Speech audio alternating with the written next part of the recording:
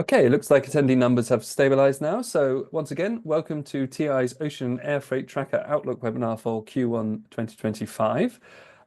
Today, we're going to be looking ahead at what's in store for the air and ocean freight markets for 2025 and trying to give you as clear a picture as we possibly can on expectations for rate development and overall market development quarter by quarter out to the end of the year.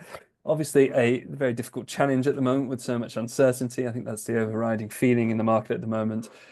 So much is uncertain. So many of these forces are coming from outside of the industry as well at the moment, with all the geopolitical tensions and trade wars and tariffs that we're potentially seeing. So it's a really interesting time, and we'll try and do our best to navigate that with you this afternoon. Now, the session will last about 30 minutes or so as we go through the presentation, and we'll start off on ocean freight and then we'll switch over to air to try and give our perspective on both of those things. Do know that there will be some polls taking place throughout the session, so we'll be asking you for your own opinions about what will be happening with ocean freight rates and air freight rates. So be prepared to answer those as we go through the session. And also, as ever, we'll be doing a Q&A session at the end. So if you have any questions you'd like to ask, then please do put these into the Q&A app on Zoom throughout the course of the webinar, and we will tackle as many as we can at the end of the session. One other thing to say this time is that we will make a recording available of this session to everyone who's registered, so you'll get access to these slides and the analysts' views. But if you want to access the reports, then you will need to download them via access to the Logistics Trackers product, TI subscription service. So please do get in touch with us if you'd like to access those reports going forward, as they'll only be available to subscribers from now on. All right, well, we should get started, I think, with the session, and I should therefore introduce our wonderful panelists today. So I, for myself, am Michael Clover, TI's Head of Commercial Development, and I'm your host.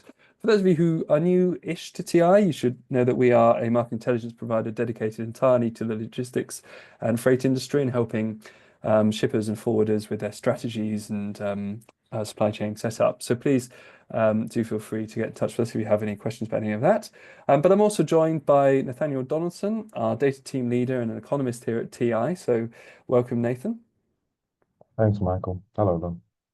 And alongside Nathan, we also have Janan Hassan, who's an economic analyst at TI and leads a lot of the research and data around our trackers report. So welcome, Janan.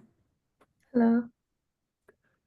Thank you. And now we will move on to our first session, which is on the ocean freight market. And as ever, we're going to open up with a section looking at the global ocean freight rates development. Recently, of course, we've seen a lot of uncertainty in ocean freight, and we've seen a little dip in prices, but they're still elevated versus a year or so ago. And really looking ahead to this year, we are expecting basically the market to continue to decline as we think volumes may be weakening. But Nathan is going to introduce us to the overall developments in the ocean freight market and talk us through the trend. Thanks, Michael. Yeah. So that is what we're seeing really, that the global rates, the global ocean freight rates are trending downwards. But as you can see from the graph there, the journey back downwards is a slower descent. It's a lot slower than their way up. And if we look at the actual figures, we see that the head haul rates index has reached 241.1 index points. That's in February 2025. Now that's up 22 index points versus a year ago, so year on year.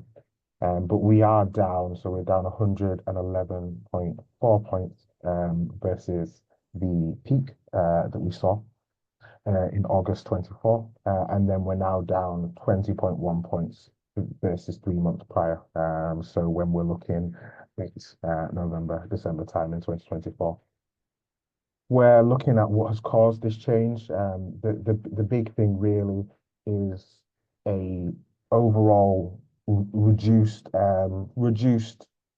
effects of the Red Sea situation. So we see that the market is adjusted, and we see that the pressure and the effect on the supply and the routes has reduced as the companies have adjusted. But as we look forward, what could change this? So really, we see that the demand for containerized goods is set to grow. So this might produce some alternative pressure, as we're going to go into in a minute. But we do expect that Red Sea pressure to stay. So we do expect some level of elevation to continue if we look at rates versus 2023, for example. Then, of course, as we'll get into further, is the effect of Trump's tariffs, which may affect trade flows and the direction of trade flows in different lanes and bring in some level of uncertainty that might bring a bit more fluctuation in the prices. And of course, we are actually seeing some supply growth. So if the market continues to adjust to the new routes and the supply growth allows pressure to ease, it will allow rates to fall. And of course, we do see some questions around the continued growth of consumer demand, which potentially may allow rates to continue to fall as well. Yes, thanks, Nathan. It's really interesting, really. I mean, I think we thought in the last webinar the security situation in the Red Sea was improving, and we may see, those lanes reopening again. That's become much more uncertain again, and it's really unclear as to see how that's going to develop. So, we'll keep as best an eye on that as possible. But I think obviously, something that is also being made very uncertain in recent months is the demand picture really and volumes, because although in some respects it's become easier from a macro point of view to see where volumes are headed, the issues with trade and tariffs makes that so uncertain now. But perhaps you can try and shed a bit more light on that, Nathan. Yeah, thanks. I will give that a go. So if we look here, we see that generally we saw a general improvement in TV's global volume index. But the stories on different lanes are different regions is very different. So we see that the global volumes improved. So they were up 4.9 points year on year. But if we're looking quarter on quarter, they did actually fall 1.9 points. And this is data from quarter four, 2024. So the end of 2024. Now, the growth was mainly driven by North American ports. We saw really strong volume growth that was driven mainly by consumer goods. So that's up 18.4 points year on year. So really strong rebound after that drop off in 2022 and 2023. And the quarterly growth was at one point for North American ports. Look at the European ports volume index. Now that's up 3.6 points year on year. And then it is up just 0.3 points quarter on quarter. So some shallow growth there, but still below those 2023 levels. The Asia Pacific, now that was actually down. So if we look year on year, it's down 0.2 points. And even quarter on quarter, we had quite a considerable 3.7 point quarter on quarter fall. So what we're seeing there is for the global volume, we're seeing 1.9 points quarter on quarter. Look at the reasons for these. We see, as I mentioned, North America was largely driven by that growth and rebound in the consumer goods following that period of inflation, and that rebounded really well. If we look at Europe, that continued story of weak European manufacturing activity and then quite stagnant consumption growth. So very little movement there. And then the Asia Pacific story is quite interesting because actually we're seeing a steady growth with some falls. But if we look further in, we still see some pressures and headwinds for the Chinese export volumes. However, if we look at Southeast Asia ports, we're actually seeing quite good growth there, and it looks like they're set to have increased share of global trade volumes as we head into 2025 and 2026. Yeah, really interesting. So as ever, the picture is very variable by region. And it's not always completely straightforward that these tariffs and changes in trade structure are likely to reduce volumes everywhere equally, and actually you get the big fluctuations. The other thing we have to consider as well, especially when we're looking at the outlook, is with tariffs, long term we would expect them to reduce demand, of course. That would be the general expectation. But in the short term, tariffs being imposed, then rescinded, lots of fluctuations and surges in short-term demand to try and get around them or beat those tariffs. So adds a whole lot of uncertainty in the short term. And just to say, these given here in this presentation, these are indexes which, TI, we brought together lots of port data from lots of different sources to provide these regional views. But in the tracker reports in the regions, you'll be able to access the port specific data, and through the dashboard as well that comes with those reports, you'll be able to get the regular data on all of those volumes. So if you want to track volumes a bit more closely, that's how you would go about doing that. And we will be able to see, the effects of all these changes that are coming through now as we take a look at those. Thanks then, Nathan, for your views on the sort of demand side and rates there. We'll come back to those, in more detail when we're looking at the outlook and the year ahead. But we'll now turn to supply side and take a look at the capacity situation in ocean freight. And Janan's going to take us through this. Thank you, Michael. Looking at recent capacity trends in February of this year, capacity rose 1.5% month on month. This signals short-term expansion, but the quarterly view shows a slight 0.9% dip in quarter four of last year. And when we look at the bigger picture, capacity is actually up 4.5% year on year, marking the first time since October 2022 that we've seen these capacity levels. And with capacity rebounding, rates should face downwards pressure. One of the bigger factors that still plays a part is the ongoing rerouting around the Cape of Good Hope. As Nathan said, this has been mostly absorbed, but it's still absorbing 6 to 9% of global capacity at the moment. Also, with the dissolution and creation of new alliances, routes are being reshaped, structures, transit times, and capacity distributions are affected. On the short term, port congestion still remain a challenge. There was recent poor weather in Asia and Latin America, coupled with an early peak season across Asian trade routes, and that has caused delays as major hubs, including Shanghai, Ningbo, and Singapore. The US West Coast also is grappling with increased volume and congestion, and that has further complicated schedules. Okay, so although capacity increasing, there is disruption and uncertainty there. Thanks, Janan. So also on this supply side, of course, very important is to look at the fuel price situation. Janan, as ever, I know you're tracking that very closely. So could you give us the latest on fuel prices, please? Of course. So the global average bunker fuel price saw a 1.9 annual decline, and that's a monthly drop of 2.3% and a 1.1 quarterly drop. As we can see, prices are still well below their Q2 2022 peak, and they're down about a third since, 28%. Overall, new EU marine fuel regulations affected this January are increasing demand for low sulfur alternatives. And in the short term, we see that tightening supply and raising costs. Also, on the US front, foreign policy uncertainty has led oil traders to avoid long-term tanker charters, and thus creating additional unpredictability in bunker fuel costs at this front. Okay, we'll come to that again on the outlook, of course. That'll be very important this year. Okay, so the next slide is moving away from those kind of demand supply side indicators here, and this is TI's sentiments tracker. So this is basically a survey we run every month for over 1,000 market participants to ask them, what their expectations are for the market for the next 3 months. And we ask this lane by lane, so you see the different answers here. And I'll just talk you through the expectations shown in the tracker this quarter. But before we start that, I'd also just like to open our own poll for you to participate in now. Give your own view as to what you expect to happen to rates in the next quarter.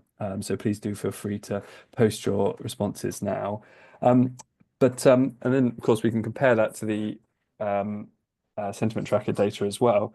But I think the thing to say with the ocean freight tracker this quarter is that we aren't expecting large increases in rates. In fact, we have one of the sort of weakest sentiments in the quarterly tracker, sentiment tracker this quarter. And certainly they're very much down from the expectations that we saw in the Q4 tracker. And that's across all lanes actually. But the most significant fall in sentiment was in on the transatlantic lane.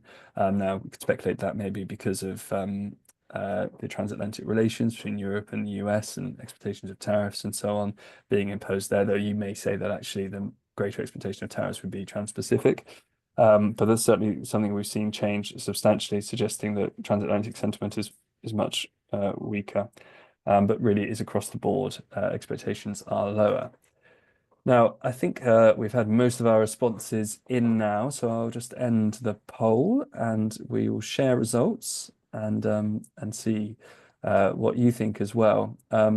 And I think it'd be fair to say that your expectations are actually slightly below the survey from the tracker sentiment tracker we conducted there. Slight decrease. Nathan, what's your take on that? Yeah, thanks, Michael. Yeah, I think it's a very complicated picture, but I think we can understand why we'd expect some levels of increase, even though we're generally trending downwards. As we're seeing the immediate reaction to things such as tariffs, might there be a lot more pressure? It's adding some adjustments to the market that will mean that the market then has to adjust, which can add time delays and of course costs. But I think generally we'll see that I think we're expecting demand to be quite a dominant factor and for that to continue maybe this European rebound, so the North American rebound is going to loosen and lighten, and likely that that's going to continue to have downward pressure on rates. So I think generally we do see that there's going to be some opening for some rate rises with a lot of uncertainty, but at the same time, demand and overall, we're still expecting that trend downwards to continue. Mm. Yeah, and that's certainly what our expectations are in our own freight rate outlook, which you can now see on your screen here. So those of you who aren't familiar with these outlook grids, basically this is TI's um, view as to how rates are likely to develop this year. So you see that matching up with your expectations really in that quick poll, we do expect rates to decrease in Q1 and in Q2 2025, but actually a bit more of a pickup later in the year before flattening out. And in terms of the chart, that's how you read the arrows at the bottom here in this shipping rates line. But the rest of the lines, in case you're wondering, they show the effect of this metrics development on rates. So you should read this as in this is applying upward or downward pressure on rates really. It's a very interesting picture as we've been discussing. So I think it would be great if Nathan and Janan can just add a bit more detail on some of the key demand side issues that we see shaping this. So sorry, Nathan, I'll ask you on demand and then we'll come to Janan on supply side. Yeah, thanks, Michael. So generally, we've got a nicer demand environment for a nicer environment demand as we expect interest rates to continue to fall. We've got lower inflation, so we're going to see less drops, but we have highlighted and see, as I mentioned in the last one, the effect of now these new tariffs and the trade restructuring. So we might see some drops in that demand as we head into the quarter two. So the environment is nicer to the demand, but the reality is looking like demand is going to have a smaller effect on the rate. But I think really there's more of a story in the supply as well for the fall coming. Just to mention, actually, we have put that increase in quarter three as we do expect that to be the point of demand leading up to the peak period, and we do expect that to offset other factors and allow some rate rises probably around the point of quarter three. Thanks, Nathan. And yeah, I think it's also just important to see when we're looking at that trade restructuring chart, that disruption and surges of demand to sort of react to tariffs being imposed, it potentially leading to some upward pressure on rates immediately before the long-term decline in trade volumes, which is likely to be brought about by the tariffs as well. So all very interesting. What would be the sort of highlights on the supply side for the outlook, Janan? So capacity is still growing, but projections indicate a 5% deceleration in growth this year by roughly 1.5 million TEUs. And new capacity hitting the market is experiencing a new interesting trend. Smaller, more versatile vessels are being deployed, which is driven by a need for operational versatility, with 83 mid-sized vessels expected to enter service this year, but there's only 6 ultra-large vessels that are slated for delivery this year, and that's down significantly from 17 in 2020. More supplier power, as that spells greater control over capacity, would push rate upwards in the medium term. And on the fuel front, looking ahead, there's factors that can stabilize or even push oil prices lower. Non-OPEC producers are expected to increase supply by 1.5 million barrels per day in 2024 and 2025. And OPEC members may ease production cuts to balance the market. And a potential Russia-Ukraine peace deal could be a wild card that would cause a $10 per barrel drop in oil prices, and that would relieve some of the cost pressures if it happens. Yeah, so that could be a really interesting situation, but quite uncertain again still. All right, well, thank you very much. That brings us to the end of our section on ocean freight, but we'll now turn our attention over to the air freight market. And it's a slightly different picture, really, on the air side. So this first chart showing us rates development, and Nathan's going to explain the trend here. Yeah, thanks, Michael. So, as you mentioned, very different, quite a different story, really. So, global air freight rates have dropped slightly following the peak period, but they do remain elevated versus a year ago. But if we look at that larger picture, they've remained much lower than kind of the 2021 and 2022 levels that we saw. And so generally, they're still at their lower level. We look at the actual figures then, and we see that global head haul rates average $2.85 per kilogram, and that was in February 2025. Now that's a 12.1% fall versus December 2024, but they do remain up 10.8% year on year. So they do remain slightly elevated, but we have seen a approach peak fall from that peak demand. Generally, with the story that we see here, and I'll go into more on the volume section, but we've got continued e-commerce growth that's providing that pressure. We've got capacity constraints and evolving trade dynamics. It makes it quite a complicated story, really. And then a combination of US tariffs and potential change, well, big changes to the de minimis amount could also then affect demand. But we can go into that on the next slide. Okay, well, let's turn to the demand picture then. And I'd like to carry on, Nathan. Thank you. So yeah, the volumes have trended upwards over the previous 12 months, as you can see. We're looking on the regional numbers. So again, this is an index created from major ports from each region, and then we have a weighted global figure here as well. So global volumes are up 4.5% year on year.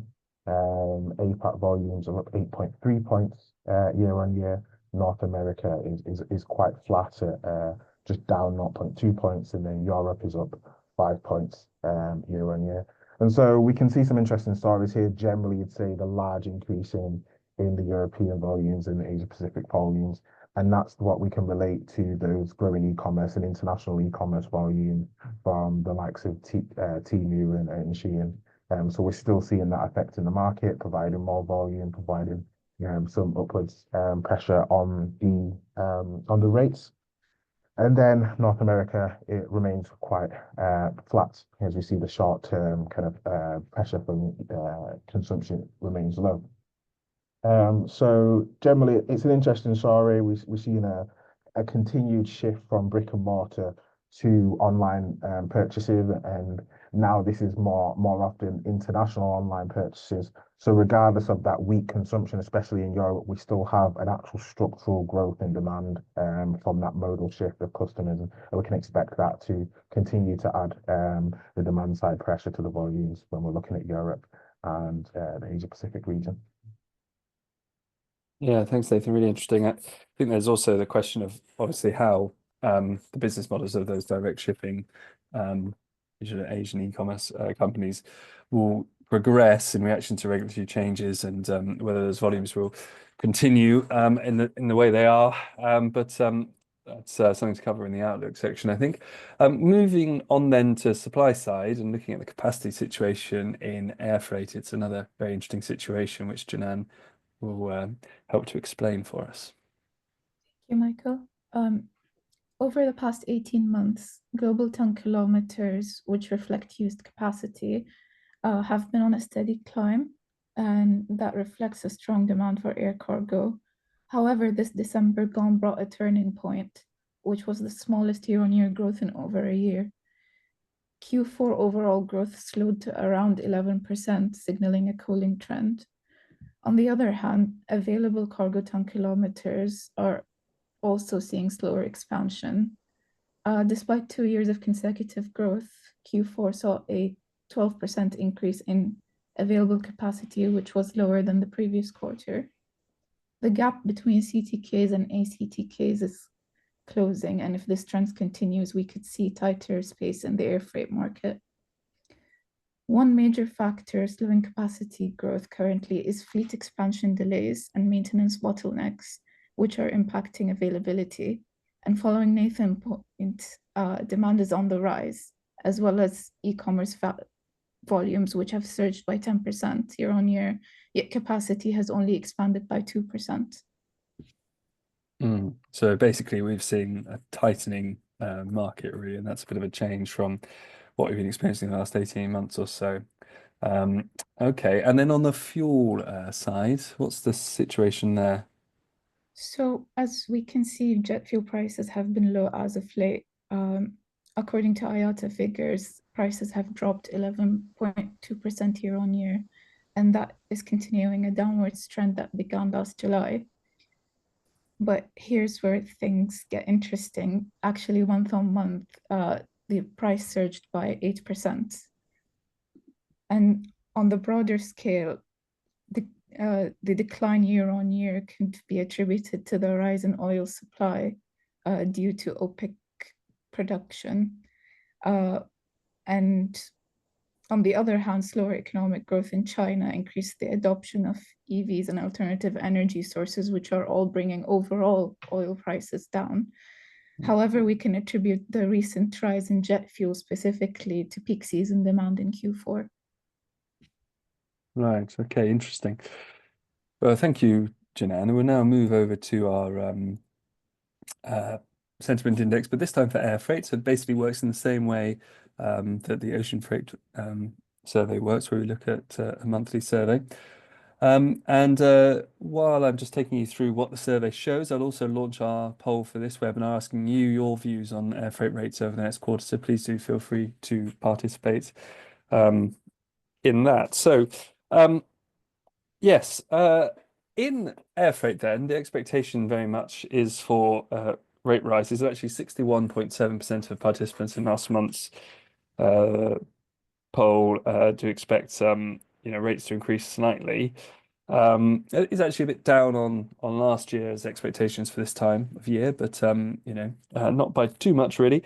And that expected increase is, as you see from the chart, right across all three lanes that we're focused on there. And it seems to be pretty much the prevailing view that everyone who, or most people that participated in the survey, expect rates to increase. So only 3% indicated there'll be some sort of decline in rates. So the dominant, overwhelming expectation is that rates will continue to increase in air freight over the next few months, really. So that's what the participants thought last time around, but obviously we've been just collecting your views as well there. So I'll just share those now as they've all come in. And there's slightly more on the decrease side than there was in our last survey there, but a very mixed picture. What are your thoughts on that, Nathan? Yeah, it's interesting. There are a lot of factors here, but I think we would be aiming and moving towards what we're seeing in the poll, which is the general expectation of an increase. As we see that the factors, especially in terms of demand, being very separate from the general global demand indicators. So it is largely driven by, we're seeing a lot of demand from that consumption, the consumption side, the online e-commerce side, which is often going to be smaller consignments as well, so demanding more air freight and more regular movements. And then, as Janan mentioned, we're seeing the supply tighten, we're seeing supply growth, reduced, but the demand growth remains positive. So generally, we'll be looking towards that the growth side. We'll be really expecting to see pressure on the rates increase and see some type of increase in 2025. Hmm. All right, so thank you, Nathan. So I'll stop showing those poll results now. We'll turn to TI's ooh, actual sentiment, sorry, actual rate outlook grid here. And again, this works just like the one we had for ocean freight. So this bottom line here shows our overall expectations for air freight rates, and the rest shows anticipated impact on rates themselves. So as we've discussed, really our expectation is for the next couple of quarters that rates will be increasing in air freight. We do expect that to continue. There's so many factors driving rate development in air freight. But then, in the third quarter of the year, we expect a bit of a cool off from that before peak season, quarter on quarter upturn again in Q4. So that's DI's expectations. But of course, within that, there's lots of complexity. So again, Nathan and Janan are going to take us through that. And Nathan's just going to highlight a few key points on the demand side for us. Yeah, so we see a general improvement in consumer confidence as we head into the year. This reduced inflation pressure, it should ease consumers. Of course, that's potentially a changing scenario in North America. But generally, we see consumers are becoming a bit freer. Interest rates should also have an upwards effect on the demand as we see interest rates falling. It encourages more spending, saving, more investment as they fall. And then inventory levels, inventory to sales ratio data suggests that there could be upward pressure from the inventory to sales. And of course, as we head later into the year towards a peak period, this is going to increase as well. And quarter four, we see that having quite a large effect. So generally, an improving demand environment for the air freight market, with the caveat of the unknowns of tariffs and the effect of the de minimis change. Thanks, Nathan. Yeah. And on the supply side, Janan, any key highlights? On the supply side, even with a projected 4 to 5% capacity increase, like Nathan said, demand is set to grow even faster, perhaps up to 10%. And this means congestion and rising rates. New freighters are also delayed from both Airbus and Boeing, so airlines will have to maximize their existing fleets, increasing efficiency rather than outright reducing capacity, and that will push rates up. On the medium term, as belly freight capacity becomes more available because of peak travel season, that may ease, but going into Q3 and Q4, that will remain an issue. And on the fuel front, if oil prices stabilize or decline in the medium term, jet fuel costs could ease. But like I said earlier, geopolitical risks and market volatility are still the factors to watch here. Yeah, so the dominant situation is that we've got this easing growth of capacity, but that's being outstripped, that growth such that it's being outstripped by volumes, and that's what's governing the overall pricing situation in the air freight market this year. And there's lots of things that might change that with the trade issues and maybe with oil prices coming down and jet fuel prices coming down, but those things are much less certain bets, on the overall picture. So really interesting. So thanks very much to both of you for sharing your insights and thoughts on the development of both the air and ocean freight markets. That actually brings us to the end of our presentation session today. So we're now going to move ahead to our Q&A session. So if you do have any questions, please do post them on the Q&A app on Zoom there. We do have a few questions that have already come in. So I think we'll carry on the question around air that we've got here. And it's saying, are Temu and Shein still adding large volumes to the air freight market, or have they now developed their own distribution network? So that's kind of plays into something I mentioned earlier on about whether or not, that air freight cross-border e-commerce volume flow will continue, or whether they'll move to a more, I suppose, what you might call a more traditional e-commerce setup where you have an inbound movement to European or North American based distribution and fulfillment centers. But have you got any thoughts on that, Nathan? What are your expectations for this year? Yeah, sure. So the numbers the complete numbers are a bit unclear, but we have seen evidence that Temu's aim is to develop a network that means 80% of their volume will come from European-based distribution centers for their European customers.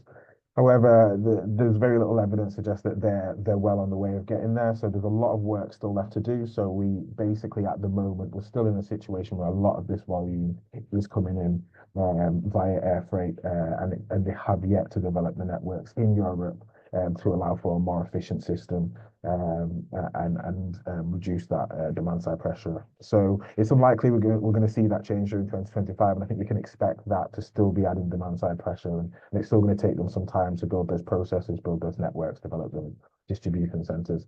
So right now we still expect that to have an effect, but we do know that their strategy is to increase their European distribution centers, and maybe we'll be looking at a very different story when we're having this conversation in 2026. Yeah. Yes, and I think we have also read that they, are setting up centers in Poland. But as you say, there is a lead time on this to get it set up, so it's a longer term change really. But something we would expect to continue and being driven by the regulatory response as much as anything, as well as the fact that those companies have established a role in the market and now they can concentrate or consolidate that position and build their own networks around it. So thanks very much, Nathan, for a view on that. And just on capacity, Janan, sticking with air freight for now, if we can. The question is this change in capacity more of a dip, or is this the start of a long-term trend for lower capacity growth? What do you think? I I think this is more of a temporary dip rather than a structural long-term decline. Belly freight is set to increase as passenger travel rises in the coming months, uh, particularly due to the summer holidays. And this should provide some short-term relief to capacity constraints. While aircraft delivery delays are an issue, uh, airlines will have to maximize their fleets in order to reach efficiency rather than depend on the deliveries for now. But they are expected by the end of the year. So that should relieve some capacity constraints and have a downward pressure on rates in the long term. Although there's still maintenance bottlenecks, and like Nathan said, the rise in demand for e-commerce and just-in-time logistics, and that could keep capacity growth slower than pre-pandemic levels. Interesting. Okay, thanks. Thanks, Jan. We had another question. This is slightly off the subject of air and ocean, but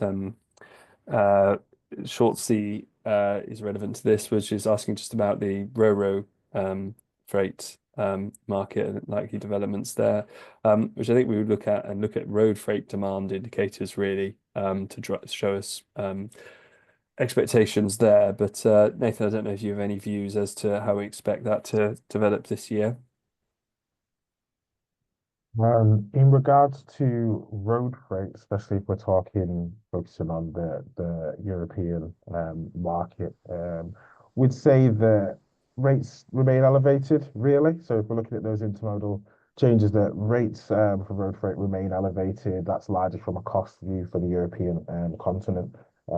So any changes in connections between European road freight is going to remain a lot elevated versus previous years. We also see that costs have reduced their level of increase, so it's becoming somewhat more stable, but the profit margins are quite low, so it can become actually we will see some increased fluctuations in the rates, especially European road freight there. Mm. Yes, thanks, Nathan. And I think if you want any more information about road freight rates generally in Europe, then you should check out our European road freight webinar and report that gives loads more detail on the road freight market and rate development there as well. Okay, and then this is quite a sort of speculative question. So this is going to be a tricky one to answer. It's a million-dollar question, really. Given that ocean freight rates are expected to face downward pressure. Should businesses go for long-term contracts now, or wait for further decline? So that's a tricky one. But Janelle, I don't know if you'd like to have a go at answering that. For sure. So because rates are under downward pressure and as a result of increasing capacity and slowing demand growth, if this trend continues, waiting could result in lower rates. But despite the current downward trend, there is still some external shocks to account for, like congestion and geopolitics instability and supply chain disruptions that could reverse this decline. So the approach businesses should take should be a more balanced one, uh, and they should secure part of the volumes in long-term contracts in order to hedge against the potential spikes in future, while keeping some of their volumes open for potentially lower spot rates. Thank you, Janan. Yes, and that's I mean, that all comes down to the uncertainty that we currently see, and a very difficult decision for logistics managers to make, really. So I suppose we can bring that on to one more question, really, which is, will these changing tariffs and trade patterns affect rates in the short term? Well, I think we probably say they definitely will. But Nathan, would you like to have a go at answering that and how they might affect rates? Yeah, definitely. I think the immediate changes that we're going to see is, first of all, that upwards pressure of and we already have seen that in the more detailed data that you can see on the dashboard. But it is that pressure of getting those volumes in before these tariff rises and getting them to customers. And then I think we're going to continue to see some levels of uncertainty. So when we do see that there's news of potential more tariffs or changing tariffs, especially if we know what sectors they might affect, it's likely then we could see this repeated. So we could see those spikes as businesses try to get in what is currently a more favorable situation. So if there's any more tariffs to come on in different markets, we could see a repeat of this effect. And then we're going to go into a longer term situation, the medium to longer term of businesses then trying to find alternative sources and affecting different rates. So of course, that's what to look out for. So the rates outside of these major lanes that are being affected by tariffs, maybe the major lanes might start seeing a reduction in demand and easing of that rate pressure in the kind of the short into the medium term. But will that pressure be added on to other rates, which are actually seeing an increase in demand? However, traditionally they didn't have the level of capacity to cope with that. That can lead to delays, it could lead to congestion. So yes, so generally, depending on what you're looking, where you're looking at geographically and what new news has been announced, so expect some spikes, expect some falls, expect some increases based on congestion. So quite a few factors there. Yes. So basically, the takeaway from the session today, across everything really, is expect uncertainty and chaos in the market for the time to come. So yes, glad we were able to help with that. All right. Well, that brings us to the end of our session. So thanks very much for everyone for joining us this afternoon. If you would like to carry on the conversation or you have more questions, then please do feel free to contact us at TI. You can use the contact details on your screen now. We'll be very happy to hear from you and try to answer your questions as much as we can. So all that remains to me really is to thank our panelists today, Nathan and Janan, for all their views and insights on the market. And again, to thank you for joining us. Thank you, and we'll see you next time.